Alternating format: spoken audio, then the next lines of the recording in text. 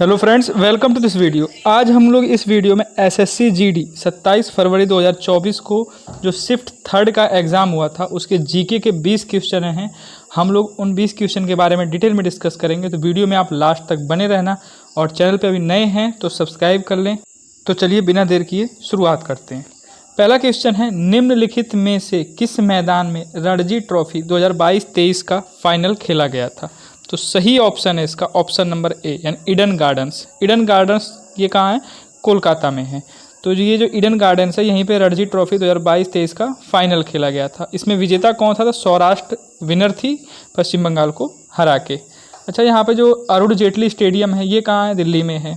और MA. Chidambaram stadium Chennai में है। वानखेड़े कहाँ पे है? मुंबई में है। तो इस क्वेश्चन से हमें इतनी जानकारी मिलती है। अगला क्वेश्चन है हमारा, भारत में वर्नाकुलर प्रेस अधिनियम किस वर्ष पारित हुआ था? तो इसका सही ऑप्शन है ऑप्शन नंबर सी, यानी 1878 में। ये जो कानून था वर्नाकुलर प्रेस अधिनियम, ये भारतीय भाषा के समाचार पत्रों के बढ़ते प्रभाव को दबाने के लिए पेश किया गया था। इसे गैंगिंग एक्ट के नाम से भी जाना जाता है।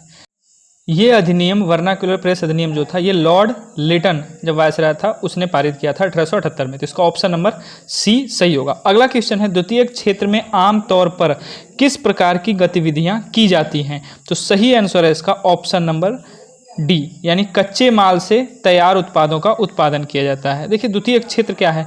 जैसे जो हमारी अर्थव्यवस्था है उसको तीन भागों में बांटा गया है, तीन क्षेत्र में, प्राथमिक क्षेत्र, द्वितीयक क्षेत्र और तृतीयक क्षेत्र। तो प्राथमिक क्षेत्र जो है उसे निष्कर्षण का क्षेत्र भी कहा जाता है।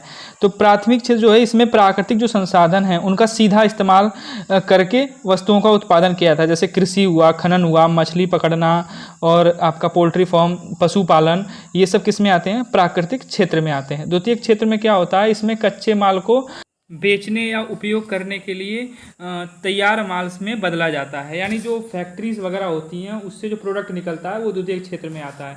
जैसे कपड़ा उद्योग हुआ, जितनी भी सारी कंपनियां ये सब किस में आती हैं? द्वितीयक क्षेत्र में आती हैं। इसीलिए द्वितीयक क्षेत्र को औद्योगिक क्षेत्र भी कहा जाता है। तृतीयक क्षेत्र क्या होता है? ये एक सर्विस सेक्टर है, तो इसमें इसे सेवा क्षेत्र कहते हैं। इस क्षेत्र में वस्तुओं की जगह सेवाएं प्रदान की जाती हैं, जैसे स्वास्थ्य सेवा हुई, शिक्षा हुई, मनोरंजन सेवा हुई, बैंकिंग सेक्टर हुए। तो ये सब किस में आते हैं? तृतीयक क्षेत्र में आते हैं।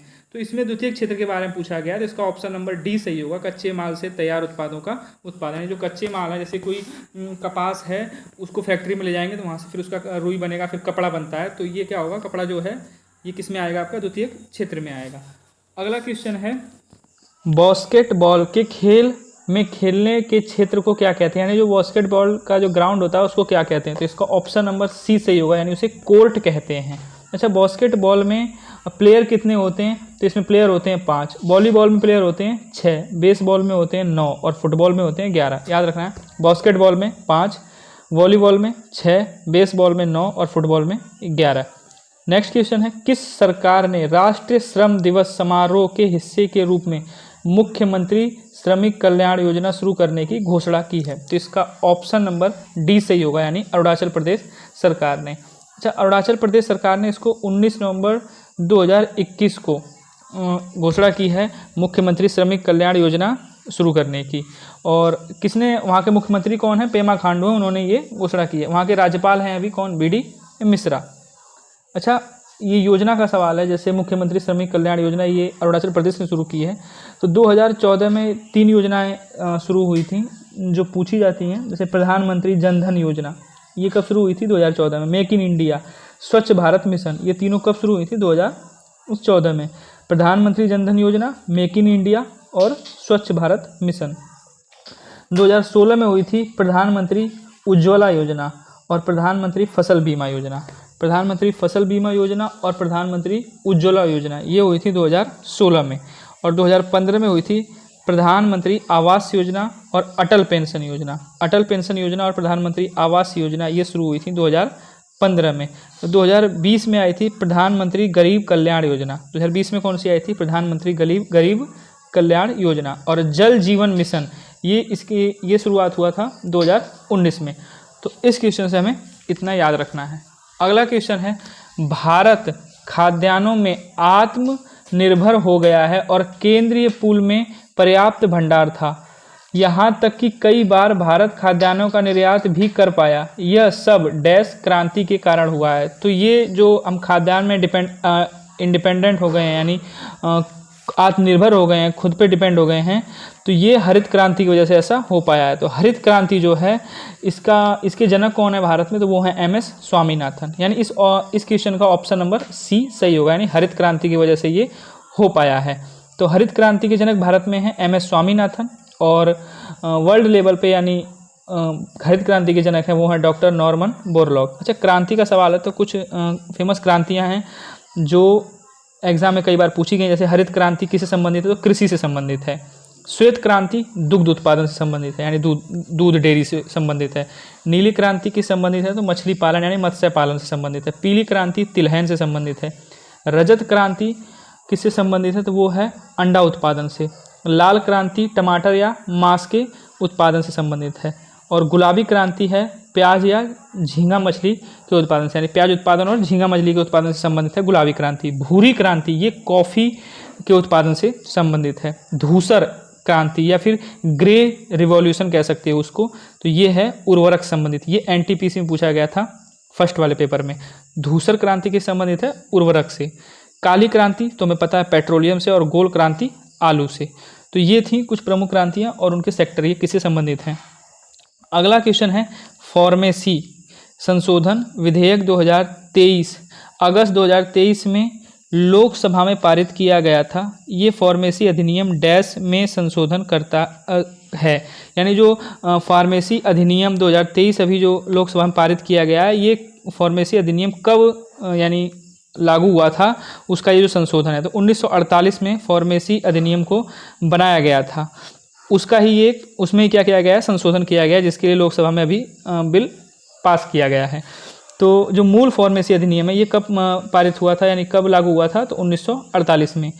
भारत में फार्मेसी के पेशे को विनियमित किया जा सके, इसी पर्पज से इसको लागू किया गया था। और अभी इसमें जो संशोधन हो रहा है फार्मेसी विधेयक 2023 जो लागू होगा, ये मूल अधिनियम के जो प्रावधान हैं उनको बेहतर बनाने के लिए किया जा रहा है।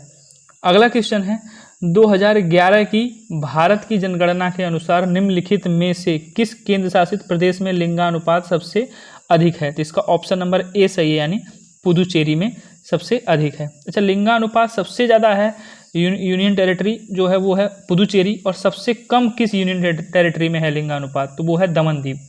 अच्छा, किस यूनियन टेरिटरी में साक्षरता दर सबसे ज़्यादा है, तो वो है लक्षद्वीप, और साक्षरता दर सबसे कम दादर नागर हवेली यूनियन टेरिटरी है, उसमें सबसे कम है साक्षरता दर। तो साक्षरता दर हाईएस्ट है लक्षद्वीप, और लोवेस्ट यानी सबसे कम है दादर नागर हवेली यूनियन टेरिटरी के मामले में।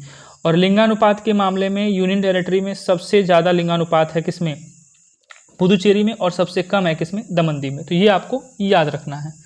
अगला क्वेश्चन है अक्टूबर 2023 में भारतीय वायुसेना की मेडिकल शाखा से एयर मार्शल से के सम्मानित पद तक पहुंचने वाली दूसरी महिला अधिकारी कौन बनी है। तो इसका ऑप्शन नंबर A सही है, यानी एयर मार्शल साधना S नायर। ये तो दूसरी है, पहली कौन थी, तो पहली थी air marshal Padma Bandyopadhyay. Next question है कौन सा त्यौहार पारंपरिक रूप से जल्लीकट्टू की प्रथा से संबंधित है। तो इसका सही ऑप्शन है ऑप्शन नंबर C, यानी पोंगल, जो तमिलनाडु का त्यौहार है। अच्छा, जल्लीकट्टू में बैल दौड़ प्रतियोगिता होती है, वो पोंगल जो त्यौहार मनाया था उसी समय होती है। तो जो जल्लीकट्टू है वो किससे संबंधित है, पोंगल नृत्य से। अच्छा, विशु कहाँ का है, तो जो ऑप्शन नंबर B में दे रखा है विशु केरला का है, और केरला का ही ओणम भी है। तो इसका ऑप्शन नंबर कौन सही होगा, तो इसका ऑप्शन नंबर C सही होगा, यानी जो पारंपरिक रूप से जल्लीकट्टू की प्रथा है वो किससे संबंधित है, पोंगल से।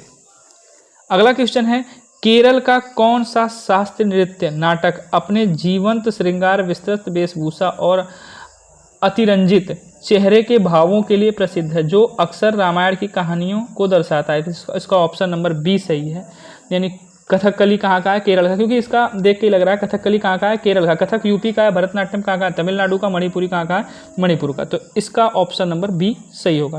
अगला क्वेश्चन है हमारा डैश सरकार द्वारा जारी किए गए बॉन्डों की खरीद और बिक्री को संदर्भित करता है।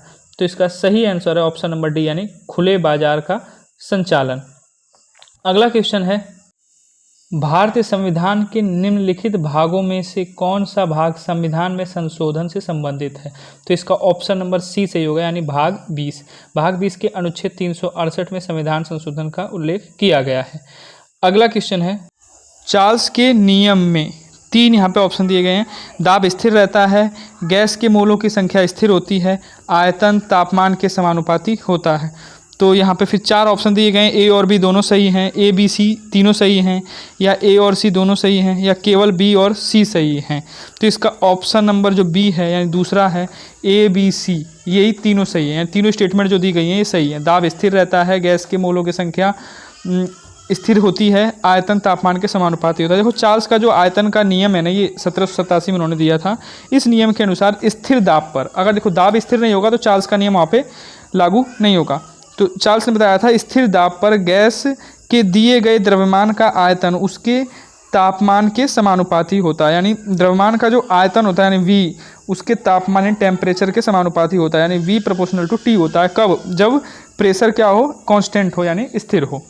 अगला क्वेश्चन है, निम्नलिखित में से किसने बांग्लादेश के राष्ट्रगान अमर सोनार बांग्ला लिखा था? तो रविन्द्रनाथ टैगोर ने लिखा था। ऑप्शन नंबर सी इसका सही है। और अपना भारत का भी जो राष्ट्रगान है जनगण मन, वो भी किसने लिखा है? रविन्द्रनाथ टैगोर ने ही लिखा है। और बांग्लादेश का अमर सोनार बांग्ला भी किसने लिखा है? रविन्द्रनाथ टैगोर ने लिखा है। तो इसका ऑप्शन नंबर सी सही होगा। अगला क्वेश्चन है, भारत के तमिलनाडु राज्य में कलाकारों की उपलब्धियों को पहचानने के लिए दिया जाने वाला सर्वोच्च नागरिक पुरस्कार कौन सा है? तो देखिए तमिलनाडु का सर्वोच्च नागरिक पुरस्कार है ना, वो है कलाईमणि। कौन सा है? कलाईमणि। तो इसका ऑप्शन नंबर डी सही होगा। अगला क्वेश्चन है, और अच्छा भारत में सर्वोच्च नागरिक सम्मान कौन सा है? तो वो है भारत रत्न। चलते हैं अगले क्वेश्चन की तरफ। दशकीय जनगणना किस मंत्रालय से संबंधित महापंजीयक और जनगणना आयुक्त के कार्यालय द्वारा आयोजित की जाती है? दशकीय जनगणना यानी जो जनगणना होती है ये कौन सा जो है कार्यालय करता है, यानी किस मंत्रालय से ये संबंधित है? तो गृह मंत्रालय से। इसका ऑप्शन नंबर सी सही होगा। 18 का कौन सा सही होगा? सी। अच्छा, जो जनगणना है इसका उल्लेख जो किया गया अनुच्छेद 246 में किया गया है। तो इसका ऑप्शन नंबर सी सही होगा, याद रखना आप। अगला क्वेश्चन है, भारतीय राजनीतिक व्यवस्था को अक्सर एक संघीय व्यवस्था के रूप में वर्णित किया जाता है जिसमें एक मजबूत एकात्मक पूर्वाग्रह है। कौन सी विशेषता इसे यह एकात्मक पूर्वाग्रह देती है? तो एकल नागरिकता। इसका ऑप्शन नंबर कौन सही होगा? बी। अगला क्वेश्चन है और लास्ट क्वेश्चन है इस वीडियो का, निम्नलिखित में से कौन सा मौर्य साम्राज्य का दूसरा शासक था? तो मौर्य साम्राज्य का दूसरा शासक कौन था? बिंदुसार। मौर्य साम्राज्य की स्थापना चंद्रगुप्त मौर्य ने की थी चाणक्य की सहायता से। तो यहाँ पे दूसरा शासक जो हुआ वो कौन सा हुआ? बिंदुसार। तो इसका ऑप्शन नंबर बी सही होगा। तो ये थे हमारे एसएससी जीडी के जीके क्वेश्चन जिनके बारे में हमने डिटेल में डिस्कस किया। अगर आपको और भी किसी एग्जाम के प्रीवियस ईयर जीके क्वेश्चन चाहिए तो आप कमेंट सेक्शन में बता सकते हैं, और चैनल पर नए हैं तो सब्सक्राइब कर लें। Thanks for watching this video.